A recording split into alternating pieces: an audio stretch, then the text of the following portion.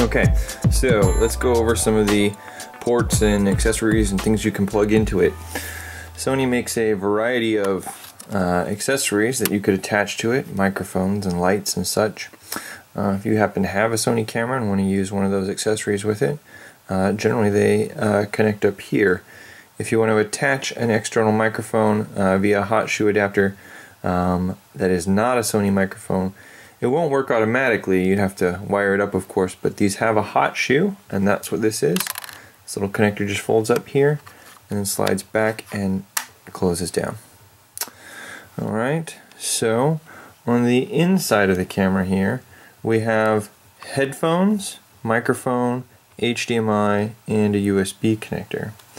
If we pop that open, the most used features in this are going to be definitely the headphone jack. So if you have some headphones, it is really good practice to listen to what you're recording through the headphone jack so that you can hear what the camera hears, because what you hear is very, very different.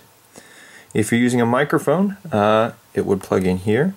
So if it's a hot shoe microphone that is not a Sony microphone, you're just going to have to plug it in here as well.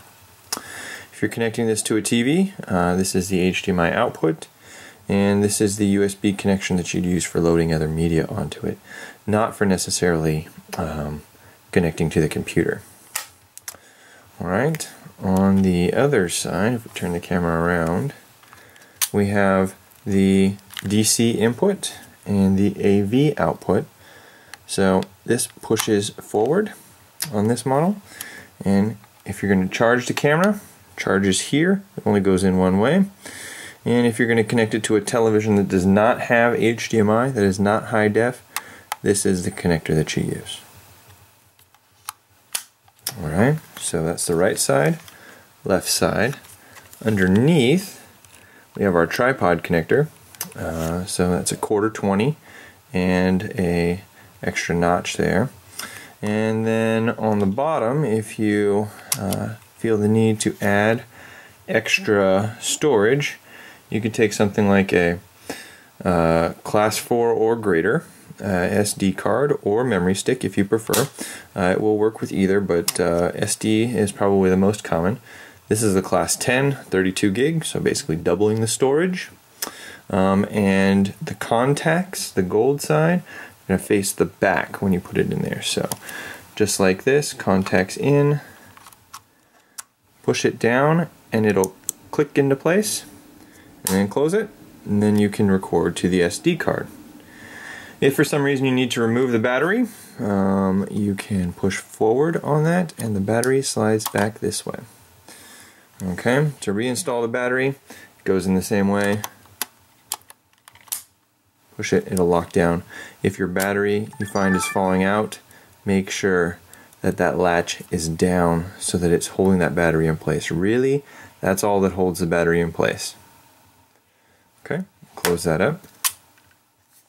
One of the things to take a look at the front, notice the lens is closed.